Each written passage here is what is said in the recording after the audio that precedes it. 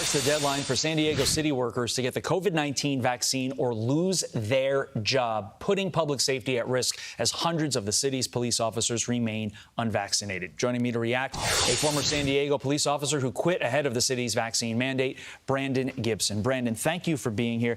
Generally, right off the top, why does it seem like the people who put their lives on the line for the rest of us, your fire, your police, your military, your healthcare workers, always seem to get the short end of the stick?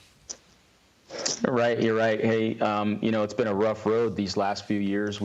Our profession has been demonized, and it's sad. There's a lot of good women and men out there, putting their lives on the line every day on patrol. And yeah, you're right. You're right. We're getting the short end of the stick. 40% of San Diego police officers are unvaccinated against COVID-19. Brandon, why are we sacrificing actual public safety, where we have seen what happens in cities when you reduce the number of police officers, for this notion of something that could potentially happen?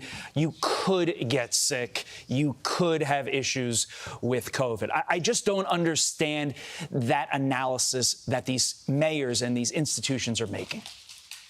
Yeah, that's a question that we all have. A lot of police officers at the San Diego Police Department have that very same question. And I think the mayor is trying to downplay the effect that this mandate is going to have on staffing. And they want to pretend, the mayor and the city council want to pretend that this is an easy fix and they can simply replace experienced officers with recruits and trainees, when the reality is it takes years to develop the skills necessary to be an effective officer on patrol, and you're going to be losing that with this mandate. Here is the response from the mayor that you mentioned. Quote, "The way out of this pandemic is through vaccines, and the city of San Diego will lead by example. With city employees regularly interacting with members of the public, this vaccination mandate takes on even more necessity." But Brandon, what does that comment miss about the concept upon which our country was literally founded, the concept of freedom? Right. It's very uncharacteristic of our American democracy. This mandate infringes upon our personal freedom, and I don't believe any government official or government has any place making a decision when it comes to my personal health.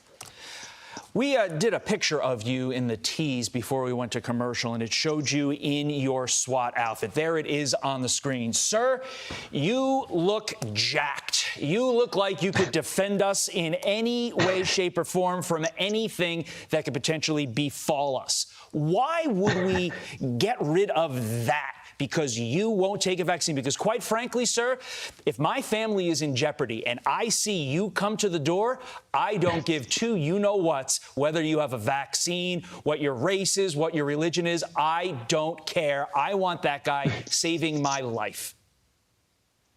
Yeah, hey, listen, there's a lot of good men and women out there on that team. We're already seeing those guys looking for jobs in other states that don't have this mandate, or at other agencies that don't have this mandate. And again, you're losing a lot of experience there.